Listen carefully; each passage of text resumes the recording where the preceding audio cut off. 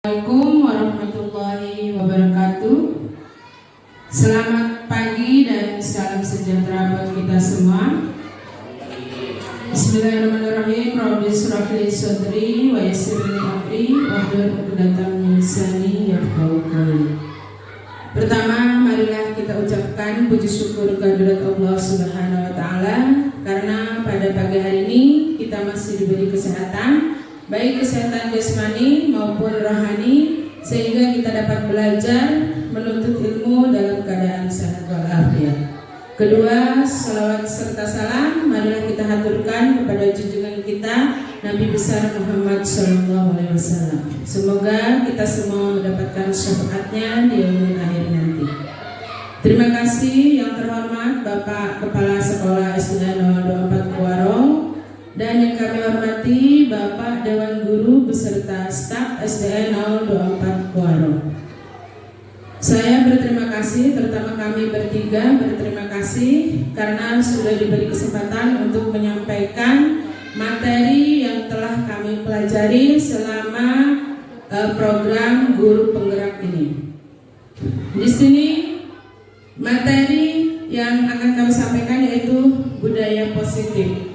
Pada materi budaya positif ini, topik budaya positif dibagi 6, yaitu disiplin positif dan nilai kewajiban, teori motivasi, hukuman dan penghargaan, restitusi, keyakinan kelas, kebutuhan dasar manusia dan dunia berkualitas, 5 posisi kontrol dan segitiga restitusi. Pada materi ini kami membagi topik budaya positif ini kepada 3 CGB, yaitu saya sendiri, Ida Roheni, Bu Priyanti, dan Ibu Winingsi. Sedangkan di sini saya akan menyampaikan materi disiplin positif, terus hukuman dan motivasi serta restitusi. Nah, sebelum itu, untuk mewujudkan disiplin positif, kita akan melihat dulu, kita akan mengupas dulu tentang pendidikan menurut Ki Hajar Dewantara. Pendidikan adalah menuntun semua kodrat pada anak agar mereka dapat mencapai keselamatan dan kebahagiaan setinggi-tingginya sebagai manusia ataupun sebagai masyarakat. Guru diibaratkan sebagai petani, pekebun, sedangkan murid diibaratkan sebagai benih. Contohnya di sini, murid diibaratkan benih padi yang akan ditanam. Tugas guru hanya berusaha untuk memupuk, merawat agar tumbuh menjadi tanaman padi yang subur dan mendapatkan hasil padi yang baik. Seorang guru tidak berhak merubah benih padi tadi tumbuh menjadi tanaman jagung, dan guru tidak berhak merubah secara paksa kodrat alam yang sudah dimiliki oleh murid. Murid juga terlahir sudah memiliki garis yang sama. Tugas guru hanya menebalkan garis tersebut. Jadi Bapak dan Ibu, untuk mewujudkan pendidikan sesuai dengan filosofi Ki Hajar Dewantara, diperlukan nilai-nilai dan peran guru serta visi. Kira-kira apa saja ya Bapak Ibu? Nilai dan peran serta visi seorang guru agar bisa mewujudkan murid yang mempunyai disiplin positif. Siapa? Bu Win? Nilai apa saja atau yang lain? Ya, silakan Bu Win. Nilai kolaborasi.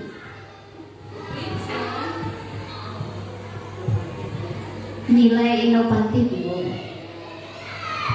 Nah, itu salah satu Bu ya, salah satu nilai-nilai yang harus kita miliki sebagai guru. Nah, setelah seorang guru sudah menerapkan ketiga tersebut, selanjutnya seorang guru harus mempelajari dan menerapkan yang pertama, disiplin positif dan nilai-nilai kebajikan universal. Yang kedua, teori motivasi, hukuman dan penghargaan serta restitusi. Nah, sebelum Bapak Ibu, sebelum saya lanjutkan, saya ingin bertanya, apa itu disiplin positif? Kira-kira ada yang sudah mendengar Bapak Ibu? Kita kan selama ini mendengar disiplin, harus disiplin. Nah, sekarang apakah sudah ada yang mengetahui apa itu arti disiplin? Silakan Bapak Ibu. Ya, silakan Bapak. Baik, untuk menurut pendapat saya bahwa disiplin positif itu artinya kita melakukan hal-hal yang baik dalam kehidupan setiap hari seperti disiplin waktu, disiplin dalam belajar dan lain-lain. Terima kasih Bapak Ibu. Dan apa itu nilai kebajikan? Di samping ada disiplin, kita tidak mungkin terlepas dari nilai-nilai baik. Kira-kira apa saja ya nilai-nilai baik itu, Bu? Berbudi pekerti yang baik, Bu. Terima kasih. Semua jawaban sudah bagus. Coba sekarang kita akan bermain dengan cobalah buka. Bapak Ibu mempunyai harta atau benda yang sangat bernilai. Bapak Ibu genggam benda itu. Silakan Bapak Ibu genggam. Terserah mau berlian, mau foto istri atau mau foto suami, Bapak Ibu ya genggam erat. Sudah digenggam erat Bapak Ibu? Nah, sekarang kira-kira kalau ada seseorang yang merayu, yang membujuk, mengganti benda yang Bapak Ibu genggam tadi, apakah akan Bapak Ibu lepaskan dengan sia-sia? Ya, ada yang menjawab ya. Bagaimana? Menjawab tidak. Nah, sekarang posisinya begini Bapak Ibu. Genggaman, ya, sesuatu yang kita genggam ini kita akan membuka atau menutup, itu berarti sesuai dengan keinginan hati kita. Nah, begitu juga dengan penerapan disiplin ini Bapak Ibu. Kalau kita ingin melakukan disiplin, itu kan bergantung hati dan nurani kita. Berarti kalau sudah motivasi intrinsik yang timbul dari dalam diri kita, berarti kita itu sudah memiliki kepribadian. Kita bisa melakukan sesuatu sesuai dengan nilai-nilai kebajikan yang telah kita peroleh. Kita lanjut ya Bapak Ibu. Di sini ilustrasi guru mengontrol murid. Nah, pada dasarnya kita tidak dapat memaksa murid untuk berbuat sesuatu jika murid tersebut memilih untuk tidak melakukannya. Walaupun tampaknya guru sedang mengontrol perilaku murid, hal demikian terjadi karena murid sedang mengizinkan dirinya dikontrol. Saat itu bentuk kontrol guru menjadi kebutuhan dasar yang dipilih murid tersebut. Teori kontrol menyatakan bahwa semua perilaku memiliki tujuan, bahkan terhadap perilaku yang tidak disukai. Jadi setiap perilaku kita, tindakan kita, baik itu siswa melakukan tindakan itu pasti memiliki tujuan. Kadang kita tidak mengetahui mengapa anak tersebut melakukan hal tersebut. Jadi setiap tindakan memiliki tujuan. Nah, di sini kita lihat teori kontrol, ya. Tindakannya kurang besar ya Bapak Ibu. Mari kita besarkan sedikit. Di sini, selama ini kita melihat melakukan sesuai dengan stimulus respon. Apa yang kita rasakan, itulah yang akan kita perbuat. Jika contohnya tadi di genggaman kita, kalau kita merayu, ada orang merayu, padahal ini berlian, karena kita tidak memiliki uang. Biasanya berlian itu misalnya harganya 500 juta, tapi ada orang yang membujuk untuk membuka berlian kita atau untuk mengambil berlian kita dengan harga uang 100 juta. Karena kita memiliki tujuan perlu uang, maka akan diberikan, ya kan? Itu kalau menurut stimulus respon, bahwa kebutuhan kita itu sama. Tapi menurut teori kontrol, sebenarnya kebutuhan kita itu berbeda, walaupun caranya sama. Terus yang kedua, semua orang melihat hal yang sama. Menurut teori kontrol, setiap orang memiliki gambaran yang berbeda. Selanjutnya, orang lain mengontrol saya.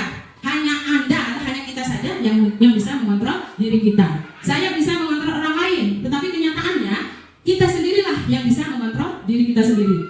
Terus pemaksaan ada pada saat bujukan gagal dan gagal. Ternyata bukan pemaksaan yang bisa membuat, tetapi kolaborasi dan konsekuensi menciptakan pilihan baru. Nah ini, jadi yang harus kita pakai untuk mengambil keputusan itu bukan stimulus respon, bukan kehendak kita, tapi kita harus memakai teori kontrol, tapi melihat setiap tindakan memiliki tujuan yang berbeda-beda. Kita lanjut Bapak Ibu. Nah, di sini kita ketahui apa itu disiplin. Ternyata disiplin itu berasal dari ketika mendengar kata disiplin ya, jadi memberi hukuman. Kita disiplin sebenarnya berasal dari kata bahasa Yunani Bapak Ibu ya. Di sini dikatakan belajar ya. Jadi kalau kita orang Indonesia biasanya mendengar kata disiplin itu mematuhi peraturan saja Bapak Ibu ya, atau melanggar peraturan. Ternyata disiplin ini kita harus belajar. Arti sesungguhnya disiplin itu adalah belajar. Dan tujuan dari disiplin untuk apa? Tujuan disiplin menanamkan motivasi yang ketika pada murid-murid kita, yaitu menjadi orang yang mereka inginkan dan menghargai diri sendiri dengan nilai yang mereka percaya. Ketika murid-murid kita memiliki motivasi tersebut, mereka telah memiliki motivasi intrinsik. Intrinsik ini motivasi yang timbul kesadarannya dari diri sendiri, bukan karena orang lain, bukan karena imbalan, bukan karena bujukan. Nah, inilah yang harus kita terapkan kepada murid-murid kita. Sudah sampai di sini Bapak Ibu tentang disiplin. Nah, nilai-nilai kebajikan tadi disiplin ya. Kalau disiplin saja itu tidak akan bisa merubah anak-anak tanpa ada nilai-nilai universal. Nilai-nilai universal ini banyak Bu. Ini contohnya ada toleransi, rasa rasa hormat, integritas, ya, budi pekerti. Tapi yang terkenal sekarang yang kita gadang-gadangkan adalah profil pelajar Pancasila. Di mana profil pelajar Pancasila itu apa saja?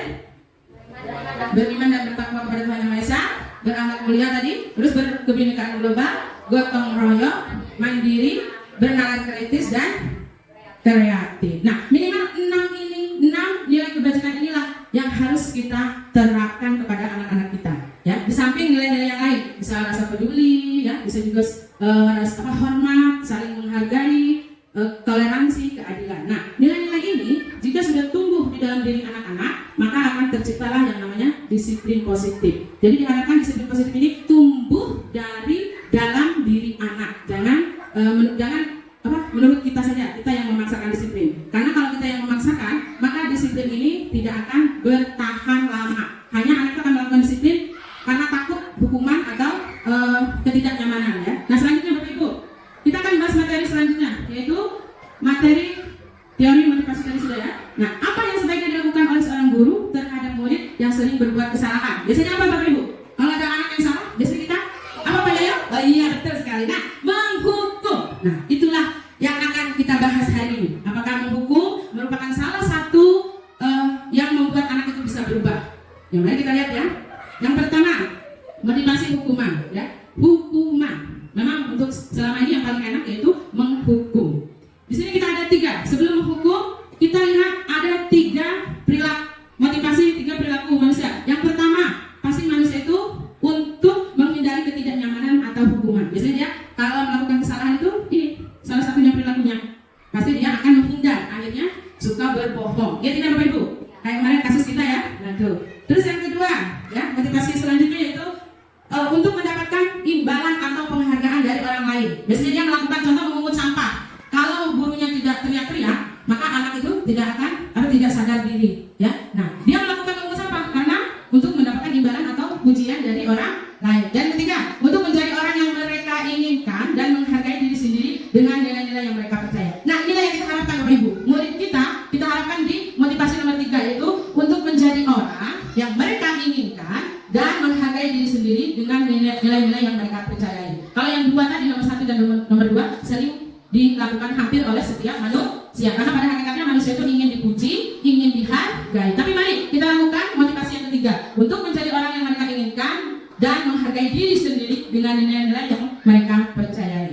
Selanjutnya, nah sini Bapak, 3 teori motivasi. 1, menghindari ketidaknyamanan atau hukuman. Yang kedua, mendapatkan imbalan atau penghargaan dari orang lain. Dan yang ketiga, untuk menjadi orang yang mereka inginkan dan menghargai diri sendiri dengan nilai-nilai yang mereka percaya. Jadi kita mengharapkan yang nomor 3 inilah yang kita terapkan kepada diri kita dan anak-anak didik kita.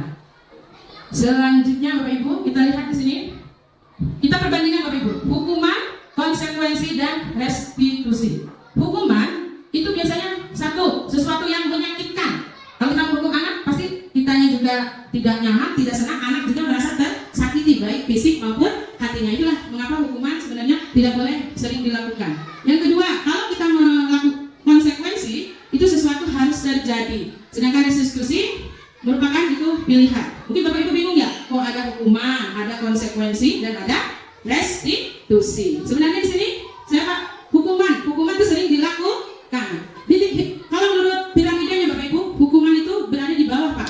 Setelah hukuman harus diadakan konsekuensi, dan setelah konsekuensi restitusi. Nanti dibahas oleh ada yang materi restitusi dan hukuman. Di sini saya membahas hukuman Bapak Ibu. Hukuman itu bisa dilakukan tapi jangan sering-sering, karena ini akibatnya mendapatkan kesedihan, murid akan tersakiti, waktu panjang, sakit hatinya panjang, dendamnya panjang kalau kita selalu menghukum. Sebaiknya kita harus melakukan konsekuensi. Konsekuensi ini terjadi itu atas kesepakatan bersama. Contoh, misalnya di PJOK ya Pak Lukas, ketika pembelajaran senam atau olahraga, sebelum senam diadakan dulu yang namanya kesepakatan atau keyakinan sebelum pembelajaran. Seandainya ada yang bermain, maka konsekuensinya diberikan apa, atau suruh lari lapangan berapa kali. Itu namanya konsekuensi. Konsekuensi itu ada kesepakatan dulu Pak, kesepakatan antara guru dan murid. Tapi kalau tiba-tiba itu bukan konsekuensi, itu hukuman. Karena hukuman itu terjadi satu pihak, hanya guru saja, tanpa ada kesepakatan dari seorang murid. Makanya ini harus kita hindari. Konsekuensi boleh dilaksanakan karena atas kesepakatan guru dan murid. Terus restitusi, ini lebih bagus lagi Pak. Karena restitusi ini adalah, itu contohnya, diganti. Murid atau anak mendapatkan penguatan. Jadi dia sadar, kenapa saya melakukan seperti ini? Apa akibatnya? Tanpa harus pok. Nah, itu ya. Restitusi itu tingkatan yang sangat tinggi dan diwajibkan oleh para guru untuk mendidik anak pada zaman sekarang ini. Karena kita harus berkomunikasi dulu, apa kebutuhan dia, mengapa dia melakukan seperti itu, penyebabnya apa. Nah, inilah di restitusi. Kalau hukuman kan tidak ya, kita langsung aja, jangan lari, tanpa kita tahu apa sih sebabnya dia berbuat salah, mengapa dia melakukan seperti itu. Siapa tahu dia ingin cari perhatian, ingin kasih sayang, butuh disayangi, butuh kebebasan, butuh kesenangan. Makanya dia melakukan hal-hal yang tidak yang tidak melanggar gitu ya. Nih biasanya anak-anak seperti itu. Maka restitusilah yang harus dilaksanakan. Nih Bu ya, sudah kita lanjut. Di sini Bapak Ibu, hukuman dan restitusi sudah bisa dipahami? Ya, sudah Pak. Nah sekarang kita lihat perbedaan antara hukuman, konsekuensi dan restitusi. Hukuman berfokus pada menghentikan perilaku negatif saja. Ya, hukuman ini khusus biasanya yang berbuat salah saja kita hukum tanpa kita lihat apa kebutuhan anak tersebut. Konsekuensi membantu siswa belajar dari tindakan mereka sendiri. Tadi contohnya saya tadi sudah contohkan di depan. Karena ada kesepakatan kalau kamu bersalah maka kamu harus melakukan ini. Anak sepakat, guru sepakat, maka dilakukanlah konsekuensi. Restitusi memperkuat nilai tanggung jawab serta pemulihan. Contohnya anak sering terlambat sekolah setiap hari, hampir setiap hari terlambat, maka lakukanlah restitusi. Dia berarti harus menerapkan dalam dirinya budaya positif, nilai kebajikan tentang disiplin, tepat waktu. Setelah itu merasuk dalam dirinya sudah timbul motivasi intrinsik tanpa ada imbalan, tanpa ada bujukan, maka dia akan menjadi anak yang bertanggung jawab. Silakan Bapak Ibu, mungkin sampai di sini materi saya akhiri karena akan dilanjutkan oleh teman saya dengan materi meneruskan materi ini semua. Mudah-mudahan Bapak Ibu bisa paham dan saya akhiri. Wassalamualaikum warahmatullahi wabarakatuh. Selamat pagi dan salam sejahtera untuk kita semua. Perkenalkan, nama saya Yanuarius Nom Arson. Setelah mendapatkan dan mempelajari materi yang telah disampaikan oleh Ibu Ida Rohaini dan Ibu Winingsi dan Ibu Priyanti, akhirnya saya menyadari bahwa tugas guru itu harus menuntun muridnya, dan seorang guru tidak harus menghukum siswanya yang selalu berbuat salah. Tetapi seorang guru harus melakukan segitiga restitusi. Sekian dan terima kasih. Selamat pagi. Alhamdulillah. Di sini apakah kalian pernah mendengar yang namanya keyakinan kelas? Pernah? Apa kira-kira keyakinan kelas itu? Apa berarti keyakinan kelas? Ya, disiplin. Apa lagi? Ya, keyakinan kelas adalah salah satu kesepakatan yang dibuat antara guru dan murid. Tujuannya apa? Untuk mendisiplinkan murid ketika dalam proses pembelajaran. Nah, di sini hari ini kita akan membuat keyakinan kelas 6. Keyakinan kelas dibuat salah satu tujuannya tadi apa? Mendisiplinkan proses pembelajaran. Nah, sekarang bertanya, kira-kira apa saja yang harus kalian lakukan jika sedang belajar atau selama proses pembelajaran? Kira-kira apa saja? Nanti Ibu tulis. Apa Rapi? Tertib. Oke, tertib. Apa lagi? Jika guru lagi berbicara, perhatikan. Iya, perhatikan jika guru berbicara. Perhatikan jika guru sedang berbicara. Apalagi yang lain? Ya? Tidak boleh keluar masuk. Tidak boleh keluar masuk. Ada yang lain? Apa lagi? Tidak boleh bermain saat pembelajaran. Tidak boleh bermain saat pembelajaran. pembelajaran. Apalagi tentang disiplin waktu, apa yang harus kalian lakukan? Tidak boleh terlambat. Tidak boleh terlambat. Nah, apalagi ada yang lain? Ayo, Pari, Egi, atau yang lain?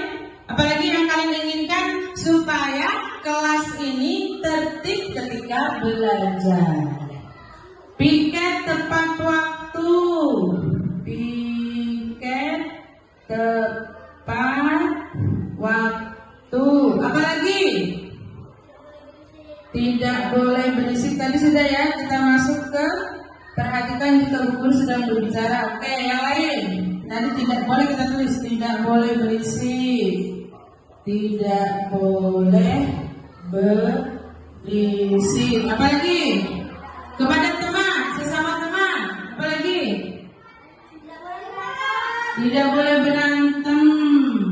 Tidak boleh berantem. Oke, coba kita lihat, kita baca. Ini yang kalian inginkan, ya. Coba kita lihat dulu. 1. Tertib. 2. Perhatikan jika bu guru sedang berbicara. 3. Tidak boleh keluar masuk. Tidak boleh bermain saat pembelajaran. Tidak boleh terlambat. 3. Tepat waktu. Tidak boleh berisik. Tidak boleh berantem. Nah, ini peraturan-peraturan yang kalian buat tadi, kita akan jadikan menjadi keyakinan kelas. Nah, sekarang kita lihat, ya. Kita lihat di sini. Kira-kira kata keyakinan kelas itu harus bernada positif. Tidak boleh ada kata tidak boleh ada kata dilarang dan sebagainya. Maka kita ubah kata-kata ini, kita ubah menjadi kata positif. Kalau tertib sudah positif belum? Di sini maunya kalian tertib ketika apa? Ketika belajar. Jadi kita tambahin, kita ubah ya. Tertib ini kita rubah menjadi kalimat positif. Tertib apa? Tertib ketika belajar. Tertib ketika. Apa konsekuensinya? Ya, kalau melanggar, ya, jangan berbuat fisik, tidak boleh fisik. Apa ya? Apa konsekuensinya? Ya, misalnya kalau ketika belajar kalian ribut, apa konsekuensinya? Ya, misalnya nih, ibu lagi ngomong, kalian ribut sendiri. Kita beri konsekuensi apa? Apakah menulis di buku, ataukah membersihkan kelas, atau membuang sampah? Ayo, apa yang melanggar? Ya, membuang sampah boleh, membuang sampah. Kalau sering melakukan, apalagi konsekuensinya? Ya, konsekuensinya apa? Kalau pukulan tidak boleh ya, supaya dia sadar. Kita apakan? Sudah diberitahu tadi, sudah diberi konsekuensi, sudah. Tapi melakukan lagi, ya, direstitusi, dipanggil ke kantor. Oke, dipanggil ke kantor, dipanggil ke kantor. Terus apa lagi? Supaya kalian tidak melakukan lagi. Selain membuang sampah, apa lagi? Yang terlambat, tadi yang misalnya yang sering terlambat ke sekolah, diberikan apa konsekuensinya? Membersihkan WC. Itu kalau konsekuensi. Ya, berani itu semua? Ada yang tidak. Gimana? Kalau sering lah ya, kalau cuma sekali dengan alasan yang tepat, bolehlah. Tapi kalau sudah berkali-kali terlambat, maka diberikan konsekuensinya membersihkan WC. Boleh? Yakin ya? Itu dari kalian tadi ya? Boleh. Membersihkan Kan WC. Ini kalau berulang kali terlambat. Apalagi konsekuensinya? Kalau yang berantem tiap hari berantem, pakai. Kita konsekuensi apa? Kalau keluar sekolah, kasihan sekali. Mau kalian? Tiba-tiba ibu keluarkan, mau tidak? Kira-kira apa? Ayo, kalau tiap hari berantem, pertama apa? Bermusyawarah, berarti dipanggil ke kantor, dilakukan restitusi. Terus kalau masih berantem apa? Dipanggil siapa? Dipanggil orang tuanya. Berani? Ya, itulah anak-anakku sekalian. Hasil kesepakatan keyakinan kelas ini beserta konsekuensinya. Apa kita lagi bertanya? Apakah disetujui? Setuju tidak? Setuju. Kalau setuju, kalau kalian melanggar ini semua tidak patuh, berarti harus melaksanakan konsekuensi. Tidak boleh marah, karena ini bentuk belajar disiplin positif. Jadi nilai-nilainya harus kalian laksanakan. Sudah paham sampai sini? Ya, kalau sudah, Ibu ucapkan terima kasih. Semoga keyakinan kelas ini berjalan. Ibu akhiri. Wassalamualaikum warahmatullahi wabarakatuh. Selamat siang. Assalamualaikum warahmatullahi wabarakatuh. Perkenalkan, nama saya Anissa. Setelah kami membuat keyakinan kelas secara bersama-sama, saya sangat senang karena dengan adanya keyakinan kelas, belajar menjadi menyenangkan dan tertib. Wassalamualaikum warahmatullahi wabarakatuh.